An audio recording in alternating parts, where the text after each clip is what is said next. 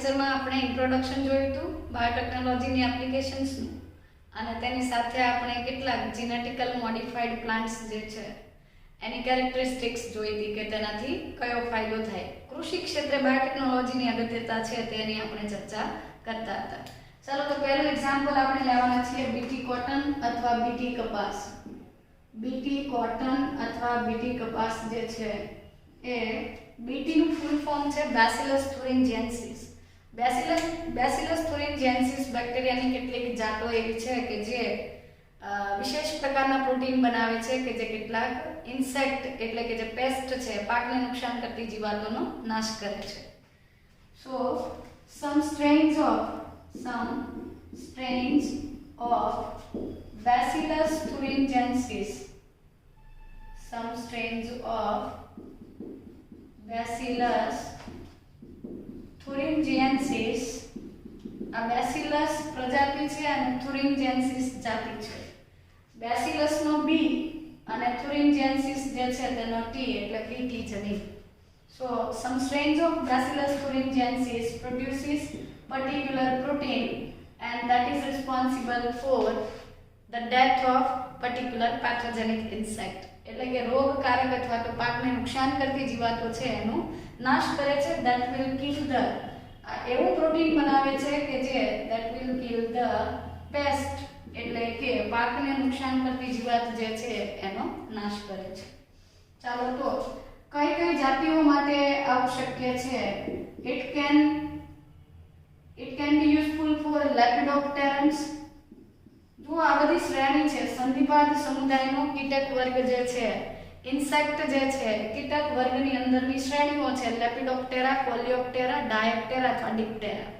તો જે લેપિડોપ્ટેરન્સ છે તેની અંદર ટોબેકો, બર્ડવર્મ અને આર્મીવર્મ જે છે આર્મીવર્મ આ બંને લેપિડોપ્ટેરન્સ છે. લેપિડોપ્ટેરા શ્રેણીના કીટકો છે જેમાં ટોબેકો બર્ડવર્મ જે છે એ તમાકુની કલિકા અવસ્થામાં એની અંદર નુકસાન પ્રેરે છે અને બીજું છે આર્મીવર્મ અથવા સૈનિક કીટક. ત્યાર પછી કોલિયોપ્ટેરન્સ જે છે કોલિયોપ્ટેરન્સ જેવા કે ભૃંગ કીટકો એટલે કે બીટલ્સ અથવા ભૃંગ કીટકોનો નાશ કરતા પ્રોટીન પણ બને છે.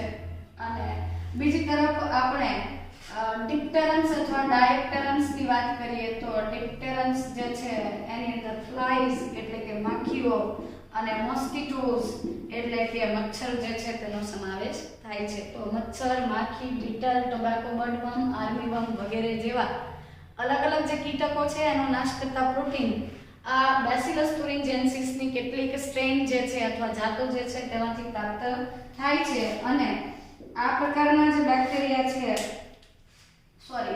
આ બેસિલસ thuringiensis પ્રકારના બેક્ટેરિયાની ઘણી બધી સ્ટ્રેન જે છે bacillus thuringiensis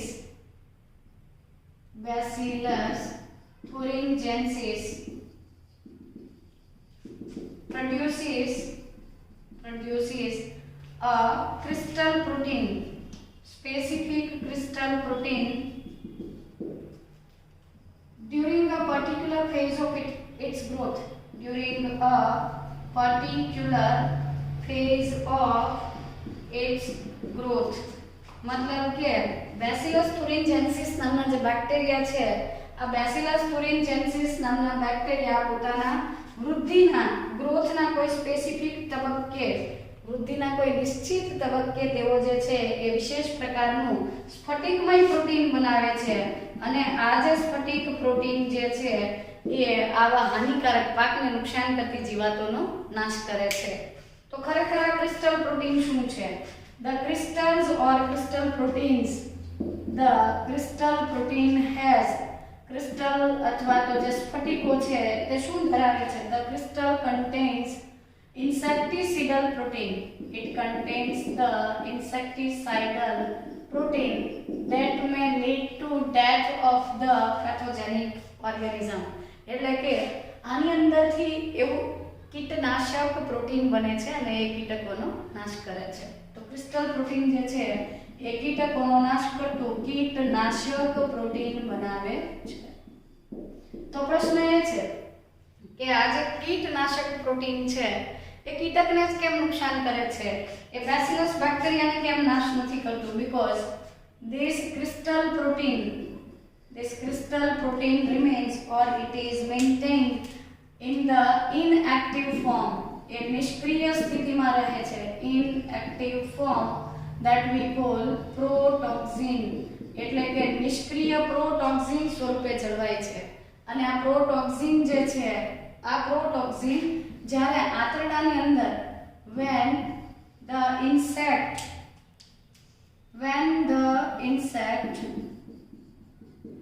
ingest the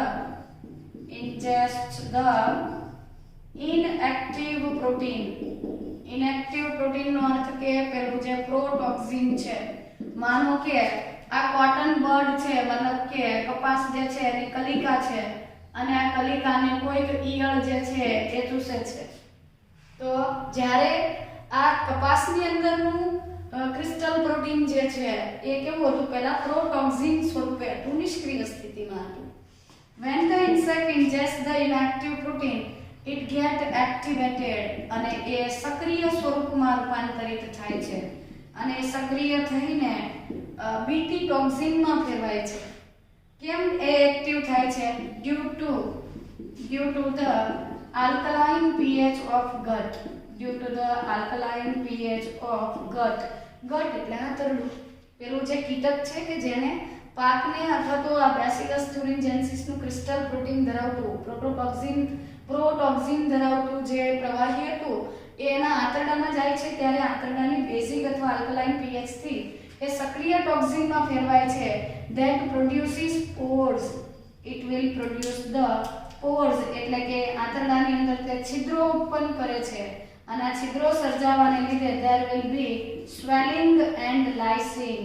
swelling અને લાઇસિસ થાય છે એટલે આંતરડામાં સોજો થાય છે, એના કોષો જે છે તે નાશ પામે છે અને ફાઇનલી પેલું જે પેથોજન અથવા તો ઇન્સેક્ટ જે છે that will die, મતલબ કે એનું ડેથ થાય છે, મૃત્યુ પામે છે. આ રીતે બેસિલસ thuringiensis બેક્ટેરિયામાંથી અલગ કરેલું બીટી ટોક્સિન છે એ બેક્ટેરિયાના શરીરમાં પ્રોટોક્સિન સ્વરૂપે છે, પરંતુ પેલું જે કીટકના શરીરમાં જાય છે ત્યારે આંતરડાના બેઝિક pH થી એ સક્રિય થાય છે અને સક્રિય થયેલું ટોક્સિન જે છે એ આંતરડાના મિડ ગટ એપિથેલિયલ સેલ્સના કોન્ટેક્ટમાં આવે છે. કયા કોષોની સાથે જોડાય છે? તો લખવાનું છે mid ગટ એપિથેલિયલ cells.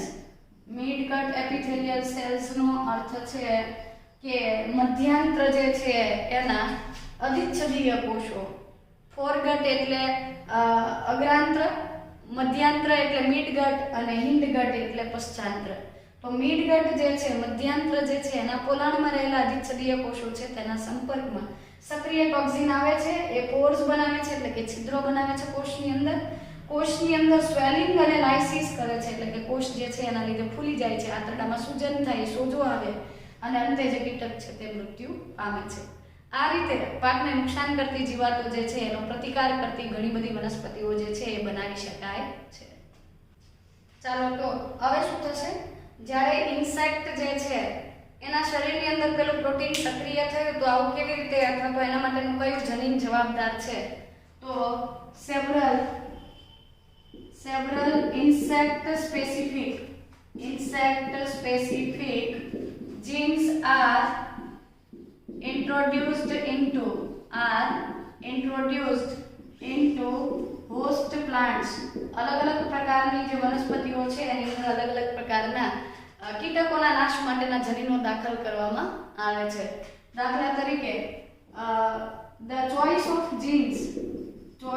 of genes depends mainly on the type of crop variety. crop મતલબ પાકની કઈ જાતિ છે અને સ્પેસિફિક પેસ્ટ કયું છે, મતલબ આપણે કઈ વનસ્પતિ માટે આવું બીટી જનીન અથવા બીટી ટોક્સિન વાપરવું છે અને એના માટે કયું તમે સ્પેસિફિક સજીવ પસંદ કરો છો કે જે જીવાત છે કે જે પાકને નુકસાન કરે છે. તો પર્ટિક્યુલર પાક અને એના નુકસાન કરતી જીવાતને ધ્યાનમાં રાખીને એ જનીનો પસંદ કરવામાં આવતા હોય છે. ખાસ કરીને BT toxin encoding genes are, BT ટોક્સિનનું સંકેતન કરતા જીન્સ, BT toxin encoding genes are mostly insect specific genes, કીટકો પ્રત્યેના વિશેષ કીટકો માટેના વિશેષ જનીનો જે છે એ પસંદ કરવામાં આવે છે. મતલબ તમારે જે કીટકનો નાશ કરવો છે એના અકોર્ડિંગ તમારે જે જનીન છે એ પસંદ કરવું પડે, તો એના હિસાબે જે તે પ્રોટીન બને છે અને આપણે એ પાકને નુકસાન કરતી જીવાતથી વનસ્પતિને બચાવી શકીએ. બરાબર. તો યુઝ્યુઅલી ધ બીટી ટોક્સિન અથવા જે ટોક્સિન પ્રોટીન, ટોક્સિક અથવા toxin protein is encoded by a gene CRY1AC. આ એક જનીન છે CRY1AC કે જેમાંથી આવું બીટી ટોક્સિન બને છે અને આ પ્રોટીનને ક્રાય પ્રોટીન તરીકે ઓળખવામાં આવે છે. ક્રાય શબ્દનું ફૂલ ફોર્મ છે ક્રિસ્ટલ. શરૂઆતમાં એ સ્ફટિક સ્વરૂપે છે એટલે ક્રિસ્ટલ પરથી ક્રાય. ઓકે, આવા ઘણા બધા જનીનો ઉપલબ્ધ છે. દાખલા તરીકે CRY1AC અને CRY1AC માં A capital C small and CRY1AC and CRY2AB આ બંને જનીનો જે છે એ ઉપયોગી છે કોટન બોલવર્મ્સના નાશ માટે. It provides protection against the cotton bollworms. Cotton bollworms એટલે કે કપાસની અંદર જે રોગ કરતા બોલવર્મ્સ જે છે, ઈયળો જે છે, એનો નાશ કરવા માટે વપરાતા પ્રોટીન CRY1AC અને CRY2AB નામના જનીનો વડે સંકેતન પામ્યું છે. એવી જ રીતે CRY1AB, જો આ CRY2AB હતું, આ CRY1AB gene is useful for the corn borer. corn borer એટલે અથવા મેઝ બોરર, મકાઈ જે છે, મકાઈની અંદર છિદ્રો સર્જતા જે કીટકોની જાતો છે એનો નાશ કરવા માટે, એનાથી પ્રતિકાર મેળવવા માટે CRY1AB જનીનનો ઉપયોગ કરવામાં આવે છે. તો આ રીતે બીટી ટોક્સિનની મદદથી આપણે પાકને નુકસાન કરતી જીવાતો જે છે એનો નાશ કરી શકીએ છીએ. એના માટે કોઈ અલગથી જંતુનાશક દવા છાંટવાની જરૂર રહેતી નથી. ચાલો, તો બીટી કોટન પછી બીજું એક્ઝામ્પલ છે પેસ્ટ રેઝિસ્ટન્ટ પ્લાન્ટ્સ, મતલબ કે જીવાતોનો પ્રતિકાર કરતી અન્ય કેટલીક વનસ્પતિઓ. Paste resistant plant, paste resistant plants. પણ આમાં આપણે સંધિપાદ સમુદાય જે છે એટલે કે આર્થ્રોપોડા જે ફાઇલમ છે એના સભ્યોની વાત કરવાના નથી. આપણે આમાં વાત કરવાના છે નિમેટોડ્સ એટલે કે સૂત્રકૃમિઓ. કેટલા બધા સૂત્રકૃમિઓ એવા છે કે જે પાકને નુકસાન કરે છે. ઇવન વનસ્પતિ, પ્રાણી અને કેટલાક તો મનુષ્યમાં પણ પરોપજીવન ગાળે છે. તો એના નિકાલ અથવા એનો પ્રતિકાર કરતી જે વેરાયટીઝ બનાવવાની છે એના માટે એક નવીનતમ પદ્ધતિ વપરાય છે જેને આપણે કહીએ છીએ RNA ઇન્ટરફેરન્સ. તો ચાલો એ સમજીએ. several nematodes, several species of nematodes parasitize a number of plants, animals, including human beings. તો જે પેથોજન્સ જે છે સામાન્ય રીતે સેવરલ નિમેટોડ્સ એટલે કે ઘણા બધા એવા સૂત્રકૃમિઓ છે કે જે વનસ્પતિ, પ્રાણી અને એમાં પણ મનુષ્ય સહિતના પ્રાણીઓમાં તે પેરાસિટિઝમ કરે છે, પરોપજીવન ગાળે છે. તો આ પરોપજીવન ગાળતા જે સૂત્રકૃમિઓ છે એના નાશ કે વિઘટન અથવા તો એનાથી બચવા માટેની એક પદ્ધતિ આપણે સમજવાના છીએ. એમાં એક એક્ઝામ્પલ છે નિમેટોડ મેલોડીગાઇન ઇન્કગ્નિશિયા. આ એક એવું સૂત્રકૃમિ સમુદાયનું પ્રાણી છે કે જે તમાકુની અંદર ઉત્પાદન ઘટાડે છે. સો નિમેટોડ મેલોડીગાઇન ઇન્કગ્નિશિયા અથવા ઇન્કોગ્નિશિયા. મેલોડીગાઇન ઇન્કોગ્નિશિયા જે છે, આ મેલોડીગાઇન ઇન્કગ્નિશિયા નામનું સૂત્રકૃમિ સમુદાયનું પ્રાણી છે.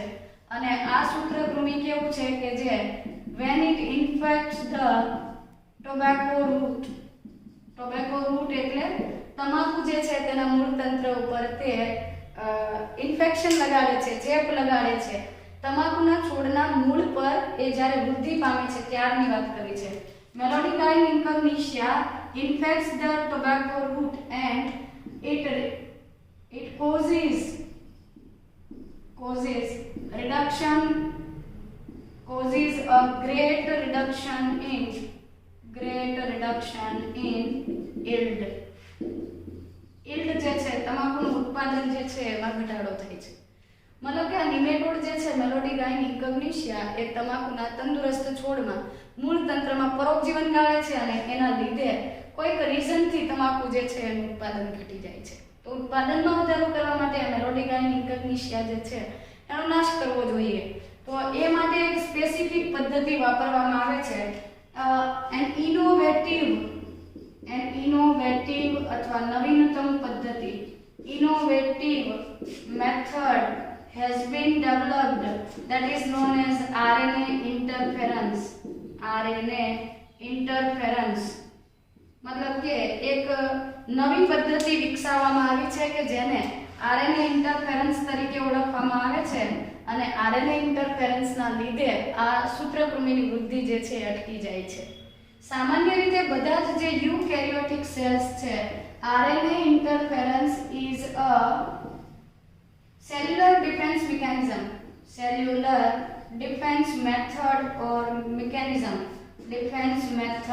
in all eukaryotic cells. સુકોષ કેન્દ્રીય કોષો જે છે એ પ્રતિકાર કરવા માટે RNA ઇન્ટરફેરન્સ કરે છે. હવે પ્રશ્ન એ થાય કે RNA ઇન્ટરફેરન્સ એટલે શું? DNA પરથી RNA બને, RNA માંથી પ્રોટીન બને. તો RNA પરથી પ્રોટીન બનવાની જે પ્રક્રિયા છે એને સેલ્યુલર લેવલ પર અટકાવવામાં આવે છે. કોષીય સ્તરે જે છે એ ડિફેન્સ કરવામાં આવે છે. કોષીય પ્રતિકારકતાનો એક હિસ્સો છે. ચાલો તો એ સમજીએ કે મેલોડીગાઇન ઇન્કગ્નિશિયા નામના સૂત્રકૃમિનો નાશ કરવા માટે કેવી રીતે RNA સાયલેન્સિંગ કરવામાં આવે છે. તો આ જે ઇનોવેટિવ મેથડ છે it involves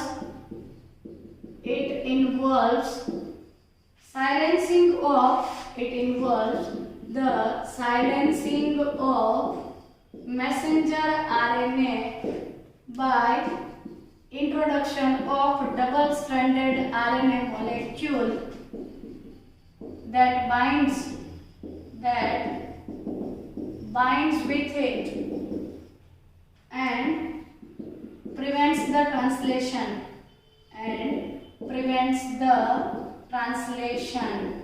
Hence, it is known as mRNA silencing, or we can say RNA silencing. આપણે જનીન અભિવ્યક્તિનું નિયંત્રણ જે છે એ છઠ્ઠા ચેપ્ટરમાં ભણ્યા અને ત્યારે આપણે એવું કહેતા હતા કે આદિકોષ કેન્દ્રીય સજીવો જે છે એની અંદર પ્રત્યાંકન સ્તરે જે છે એ પ્રક્રિયા અટકી જાય, જનીન અભિવ્યક્તિ થતું રોકવામાં આવે. અહીંયા RNA નું સાયલેન્સિંગ કરવામાં આવે. DNA પરથી RNA તો બની જ ગયો છે, હવે એ RNA માંથી આપણે પ્રોટીન બનવા દેવાનું નથી. તો આ RNA સાયલેન્સિંગની પ્રક્રિયા જે છે એ શું છે?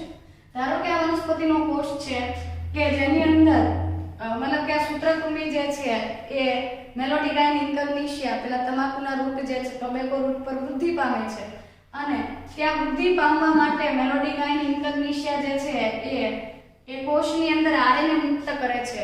આ RNA વનસ્પતિ કોષમાં પ્રોટીન બનાવે છે અને પ્રોટીન જે છે એ સૂત્રકૃમિની વૃદ્ધિ માટે જરૂરી છે. મતલબ કે આ જે મેલોડીગાઇન ઇન્કગ્નિશિયા છે એની વૃદ્ધિ માટેનું પ્રોટીન જે છે વનસ્પતિ કોષ બનાવતો હોય. પરંતુ આપણે શું કરીશું, એવો કોઈ પર્ટિક્યુલર જનીન દાખલ કરવાના છીએ કે જેની મદદથી એણે જેવો RNA બનાવ્યો છે આપણે એનું કોમ્પ્લિમેન્ટરી RNA બનાવીશું અને એ કોમ્પ્લિમેન્ટરી RNA એની સાથે અટેચ થઈ જશે અને આ RNA માંથી પ્રોટીન નહીં બને તો સૂત્રકૃમિની વૃદ્ધિ નહીં થશે. સૂત્રકૃમિની વૃદ્ધિ અટકી જાય છે, પરિણામે પાકની વૃદ્ધિ સારી રીતે થઈ શકશે. ચાલો તો સમજીએ કે આ પ્રોટીન અથવા તો આ સાયલેન્સિંગ જે છે mRNA સાયલેન્સિંગ માટેનો સોર્સ જે છે, the source of this complementary double stranded RNA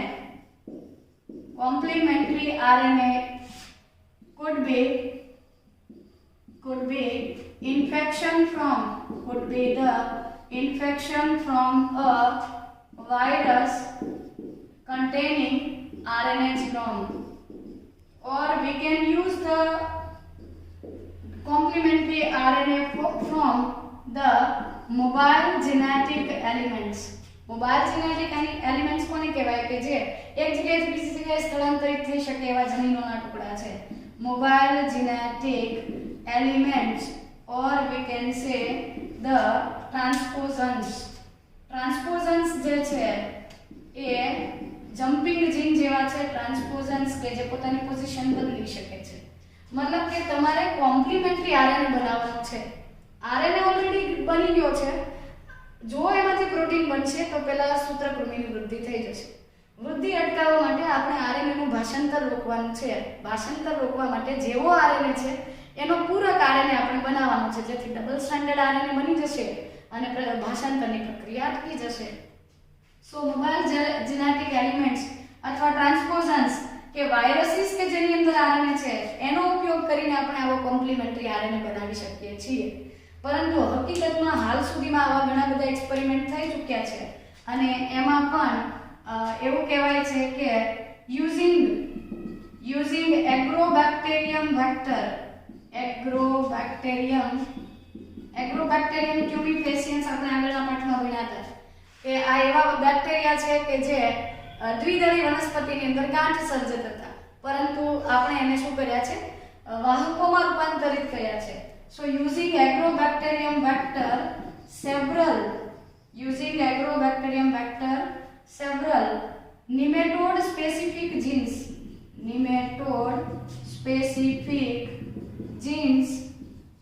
are introduced. Several nematode specific genes are introduced into the host plant. યજમાન વનસ્પતિ જે છે આ યજમાન વનસ્પતિની અંદર એગ્રોબેક્ટેરિયમ નામના વાહકની મદદથી આપણે ઇચ્છિત જે સૂત્રકૃમિને લગતું વિશિષ્ટ જનીન જે છે દાખલ કરીશું કે જેમાંથી આપણને કોમ્પ્લિમેન્ટરી આરએનએ મળી શકશે. ઓકે, તો આ જે નિમેટોડ સ્પેસિફિક જીન છે that will be expressed, આમાંથી ટ્રાન્સક્રિપ્શન થાય છે અને એ એવી રીતે ટ્રાન્સક્રાઇબ થાય છે કે it will produce sense as well as antisense. It will transcribe the sense as well as antisense strand of DNA.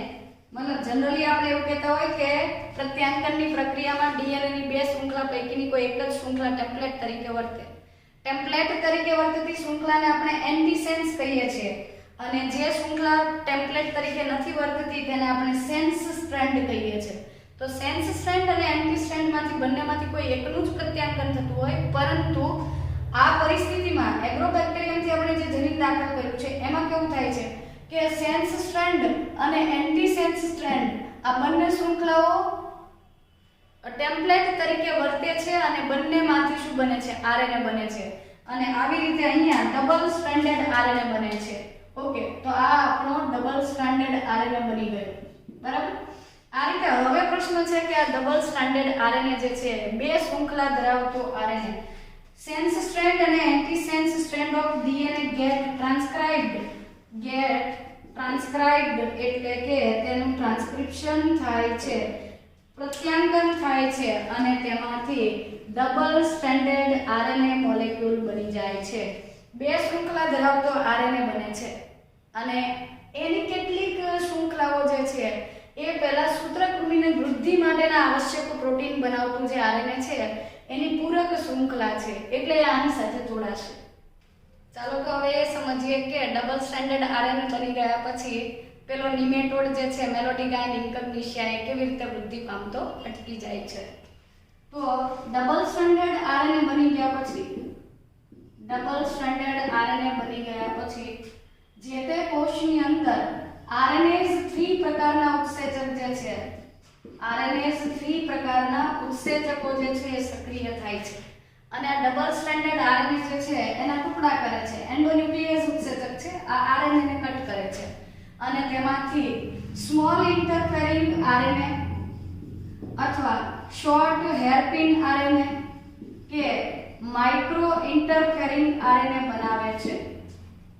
ફરીથી કહું, મેલોડિગાઇન ઇન્કગ્નિશિયા જે છે ટોબેકોના પ્લાન્ટ પર એના રૂટ પર તમાકુના મૂળ તંત્ર પર એ પરોપજીવન ગાળતું હતું. એનો નાશ કરવા માટે આપણે એક વિશેષ પદ્ધતિ બનાવી જેને આપણે કહીએ છીએ આરએનએ સાયલેન્સિંગ અથવા આરએનએ ઇન્ટરફિયરન્સ. તો આ જીન સાયલેન્સિંગમાં શું કરવામાં આવે છે? પ્રત્યાંગન થઈ ગયું છે પણ ભાષાંતર રોકવાનું છે. એના માટે કોઈ સ્પેસિફિક વાયરસ અથવા તો જે ટ્રાન્સપોઝન્સ છે એમાંથી આપણે કોમ્પ્લિમેન્ટરી અથવા પૂરક ડબલ સ્ટ્રાન્ડેડ આરએનએ લઈએ છીએ, અથવા એગ્રોબેક્ટેરિયમ નામના વાહકની મદદથી આવા કેટલાક ડીએનએ દાખલ કરવામાં આવે, જનીન જે છે દાખલ કરવામાં આવે છે યજમાનમાં, અને આ જનીન અભિવ્યક્ત થઈ અને એન્ટીસેન્સ અને સેન્સ સ્ટ્રેન્ડ બંનેનું પ્રત્યાંકન કરી ડબલ સ્ટ્રાન્ડેડ આરએનએ બનાવે છે. હવે આ ડબલ સ્ટ્રેન્ડેડ આરએનએ જે છે, આરએનએઝ 3 પ્રકારના ઉત્સેચક જે છે, એન્ઝાઇમ જે છે એની હાજરીમાં તૂટે છે અને એના ટુકડાઓ થાય છે, જેને આપણે કહીએ છીએ સ્મોલ ઇન્ટરફેરિંગ આરએનએ, સ્મોલ ઇન્ટરફેરિંગ આરએનએ, અથવા બીજું છે શોર્ટ હેરપિન આરએનએ, શોર્ટ હેરપિન આરએનએ, અથવા બીજું ઉદાહરણ છે માઇક્રો આરએનએ, એટલે કે નાના કદના ટુકડાઓ. હવે આ ટુકડાઓ જે છે ને એન્ડોન્યુક્લિયસ થી બનતા હોય છે. આ આરએનએસ 3 જે છે એન્ડોન્યુક્લિયસ પ્રકારનો ઉત્સેચક છે અને એવી રીતે ટુકડા કરે છે કે એક ટુકડો લાંબો અને એક ટુકડો ટૂંકો રહે છે. અધરવાઇઝ ડબલ સ્ટ્રેન્ડેડ આરએનએ જે છે એ પેલા મેલોડિગાઇન ઇન્કગ્નિશિયાના આરએનએ સાથે જોડાઈ શકતો નથી. ઓકે, તો આ થઈ ગયો વનસ્પતિનો કોષ કે જેની અંદર આપેલો મેલોડિગાઇન ઇન્કગ્નિશિયાનો આરએનએ છે, અને આ છે આપણો કોમ્પ્લિમેન્ટરી ડબલ સ્ટ્રેન્ડેડ આરએનએ. આની સાથે કોઈક સ્પેસિફિક જગ્યાએ જોડાશે અને સ્પેસિફિક જગ્યાએ જોડાઈ અને પેલો આરએનએ જે છે એનું ભાષાંતર થવા દેતો નથી. તો આ પ્રકારના આરએનએ જે છે સ્મોલ ઇન્ટરફેરિંગ આરએનએ હોય અથવા શોર્ટ હેરપિન આરએનએ કે માઇક્રો આરએનએ જે છે અલોંગ વિથ સ્પેસિફિક પ્રોટીન્સ, વિશેષ પ્રકારના પ્રોટીન્સ, જેમ કે વિશેષ પ્રકારના પ્રોટીન્સ, સ્લાઇસર અથવા અલગ અલગ પ્રકારના પ્રોટીન્સ હોય છે તેની સાથે જોડાઈને આમાંથી આરએનએ જે છે એ એક સંકુલ બનાવે છે, જેને આપણે કહીએ છીએ રિસ્ક. રિસ્કનું ફૂલ ફોર્મ છે RNA interference silencing complex, RNA interference silencing complex. પહેલો પ્રશ્ન એ છે કે ઇન્ટરફિયર કરવું એટલે શું? દખલગીરી કરવી. આરએનએ જે છે ડીએનએ માંથી બન્યો, એ પછી આરએનએ માંથી પ્રોટીન બનવાનું. તો આ કન્ટિન્યુટીમાં ચાલતી પ્રોસેસ છે. આપણે એમાં વિક્ષેપ કરીએ છીએ, ડિસ્ટર્બન્સ લાવીએ છીએ. આપણે શું કર્યું, એ જેવો આરએનએ હતો એનો પૂરક આરએનએ બનાવે એવું જનીન જે છે એ આપણે હોસ્ટ વનસ્પતિ, યજમાન વનસ્પતિમાં દાખલ કર્યું. આ જનીન જે છે એ અભિવ્યક્ત થયું પણ એનો ડબલ સ્ટ્રેન્ડેડ આરએનએ બનાવ્યો, એટલે કે એકબીજાના પૂરક. આપણે જે ડીએનએ લીધું હતું એની બંને શૃંખલામાંથી આરએનએ બની અને બનતા આરએનએ એકબીજાના પૂરક હતા, કોમ્પ્લિમેન્ટરી હતા, એટલે ડબલ સ્ટ્રેન્ડેડ બન્યું. ત્યાર પછી આરએનએ ઉત્સેચકથી આપણે એના ટુકડા કર્યા. આ ટુકડામાંથી કોઈ એક, બે અથવા બધા, મોસ્ટલી એક જ આરએનએ હોય છે. કોઈકની અંદર સ્મોલ ઇન્ટરફેરિંગ આરએનએ, કોઈકની અંદર શોર્ટ હેરપિન અથવા કોઈકની અંદર માઇક્રો આરએનએ જે છે એ કોઈ વિશેષ પ્રોટીન સાથે જોડાઈ આરએનએ ઇન્ટરફિયરન્સ સાયલેન્સિંગ કોમ્પ્લેક્સ બનાવે છે, અને એ કોમ્પ્લેક્સની મદદથી તે પહેલા આ કોમ્પ્લેક્સ બનાવે છે, અને આ કોમ્પ્લેક્સ જે છે એ એને મદદ કરે છે. It will bind to the messenger RNA of nematode. પેલું સૂત્રકૃમિ જે છે એના એમઆરએનએ સાથે જોડાઈ જાય છે, અને એ જોડાવા માટે તેને પેલું રિસ્ક કોમ્પ્લેક્સ જે છે એ મદદ કરે છે. આરએનએ ઇન્ટરફેરન્સ સાયલેન્સિંગ કોમ્પ્લેક્સ જે છે, આ જે કોમ્પ્લેક્સ છે એને મદદ કરે છે. આ રીતે એ જોડાઈ જવાના લીધે ટ્રાન્સલેશન થતું નથી, મતલબ કે જે સૂત્રકૃમિ છે એના જનીનનું ટ્રાન્સલેશન અથવા ભાષાંતર નથી થતું. ભાષાંતર નથી થતું એટલે પ્રોટીન નથી બનતું. પ્રોટીન નહીં બને, પ્રોટીન ન બનવાના લીધે એ સૂત્રકૃમિ જે છે એની તમાકુના છોડમાં વૃદ્ધિ થઈ શકતી નથી, અને આ રીતે તમાકુના છોડની સામાન્ય વૃદ્ધિ થશે અને સૂત્રકૃમિથી જે તે આવી વનસ્પતિ ટ્રાન્સજેનિક વનસ્પતિ કહેવાય છે કે જેમાં આપણે જનીનિક પરિવર્તન કર્યું. તો આવા ટ્રાન્સજેનિક પ્લાન્ટ્સ જે છે એ આવા કીટકોથી બચી શકે છે. ચાલો, તો આ થઈ ગયું પેસ્ટ રેઝિસ્ટન્ટ પ્લાન્ટનું એક્ઝામ્પલ અને આરએનએ ઇન્ટરફેરન્સ. એનો ઉપયોગ કરીને એગ્રીકલ્ચર ક્ષેત્રે કેટલાક અગત્યના એક્ઝામ્પલ આપણે સમજીએ. તો ત્રીજું એક્ઝામ્પલ છે Flavr Savr tomatoes. Flavr Savr tomato. Flavr Savr tomato જે છે અથવા ફ્લાવર સાવર ટોમેટો જે છે આ ટમાટર અથવા ટામેટા જે છે એની એક વેરાયટી છે. તો આ જે ટોમેટોઝની વેરાયટી છે તેની અંદર શું થાય છે, આ પદ્ધતિ ડેવલપ કરવામાં આવી હતી મેક ગ્રેગર દ્વારા, અને એટલે આ ફ્લાવર સેવર ટોમેટો જે છે અથવા ફ્લેવર સેવર ટોમેટો એને કહેવામાં આવે છે મેક ગ્રેગર ટોમેટોઝ. તો આ ટામેટાની અંદર કેટલાક મોડિફિકેશન કર્યા. સામાન્ય રીતે આપણે માર્કેટમાંથી એવા ટોમેટોઝ ખરીદવાનું પરચેસ કરવાનું પસંદ કરતા હોઈએ કે જે એકદમ રેડિશ અપિયરન્સ ધરાવતા હોય, હેલ્ધી અથવા તંદુરસ્ત હોય અને એકદમ ઢીલા કે નરમ ન હોય. મતલબ ટોમેટોના ફ્રૂટ જે છે એ જે તે છોડ પર પાકી જાય અને ત્યાર પછી આપણે એનું માર્કેટમાં વેચાણ કરવા જઈએ તો એ એકદમ ઢીલા કે નરમ થઈ જાય તો કોઈ એને ખરીદતું નથી. તો સામાન્ય રીતે ફળ પાકવાની ક્રિયા જે છે એને ડિલે કરવામાં આવે છે, અટકાવવામાં આવે છે અથવા લંબાવવામાં આવે છે. તો ચાલો સમજીએ. ફ્લાવર સાવર ટોમેટો બનાવવા માટે મેક ગ્રેગરે પણ mRNA સાયલેન્સિંગની જ પદ્ધતિ વાપરેલી છે કે જેમાં એમણે શું કર્યું હતું, આના માટે જવાબદાર ઉત્સેચક છે ફ્રૂટ પાકવા, ટોમેટો ફ્રૂટ જે છે મતલબ કે ટામેટા પાકવાની ક્રિયા માટે ઉત્સેચક જવાબદાર છે જેનું નામ છે પોલી ગેલેક્ટોરોનેઝ નામનો ઉત્સેચક, અથવા તમે એને પેક્ટિન ડી પોલિમરેઝ કહી શકો. પેક્ટિન ડી પોલિમરેઝ પણ કહેવામાં આવે છે.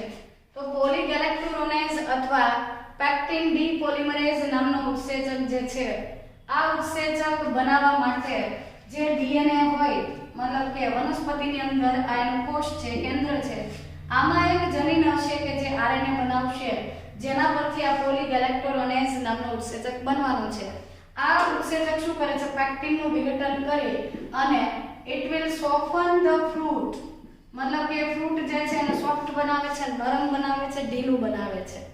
તો ઢીલું પડતું અટકાવવા માટે એટલે કે એની શેલ્ફ લાઈફ જે છે એને લંબાવવા માટે આપણે શું કરીશું, મેક ગ્રેગરે આના માટેનો આ જે પીજી જીન છે, પોલીગેલેક્ટોરોનેઝ ઉત્સેચક માટેનું જનીન છે એનું કોમ્પ્લિમેન્ટરી ડીએનએ, આ જનીન માટેનું પૂરક ડીએનએ એમણે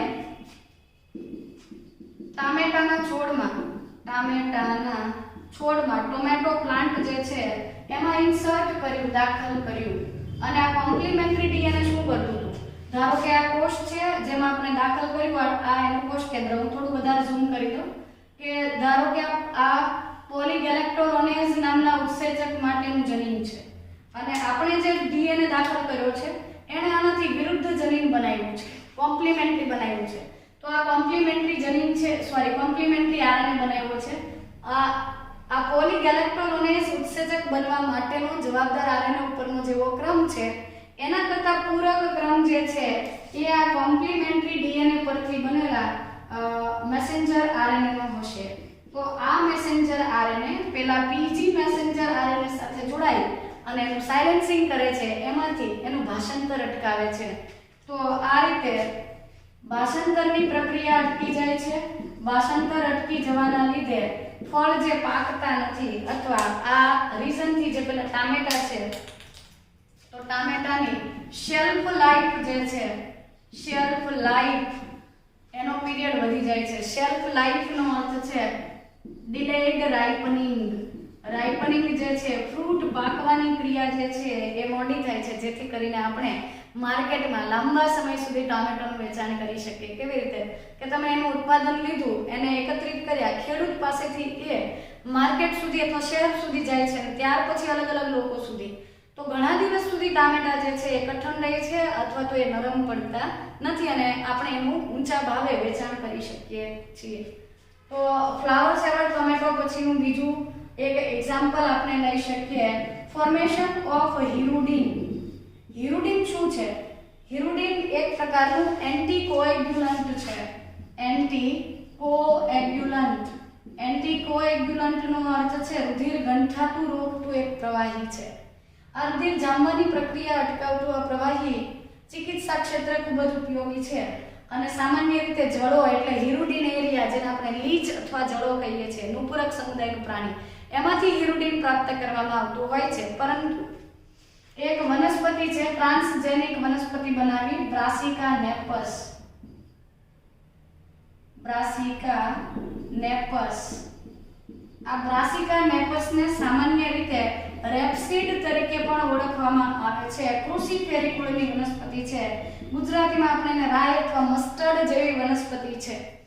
આ વનસ્પતિની અંદર રિકોમ્બિનન્ટ ડીએનએ ટેકનિક જેવું જ કરવામાં આવે છે. હિરુડિન બનવા માટેનું જવાબદાર જનીન હિરુડિનેરિયા જે છે, હિરુડિનેરિયા એટલે કે લીચ જે છે, જળો જે છે તેમાંથી હિરુડિન બનવા માટેનું જવાબદાર જનીન કાઢી અલગ તારવવામાં આવે છે. આ જનીન જે છે એ બ્રાસિકા વનસ્પતિની અંદર દાખલ કરવામાં આવે છે અને બ્રાસિકા વનસ્પતિમાં હિરુડિન નામનું એન્ટીકોએગ્યુલન્ટ અથવા રુધિરને ગંઠાતું રોકતું પ્રવાહી બને છે. આ હિરુડિન જે છે એ એના સીડ્સ એટલે કે બીજમાં સંગ્રહ પામે છે અને ત્યાર પછી એ બીજમાંથી ઓઇલ એટલે કે તેલ કાઢી અને તેમાંથી હિરુડિન અલગ કરવામાં આવે છે. આ હિરુડિનનો ઉપયોગ ક્લિનિકલ ક્ષેત્રે એટલે કે રિસર્ચ ક્ષેત્રે તેમજ ચિકિત્સા ક્ષેત્રે પણ કરવામાં આવે છે.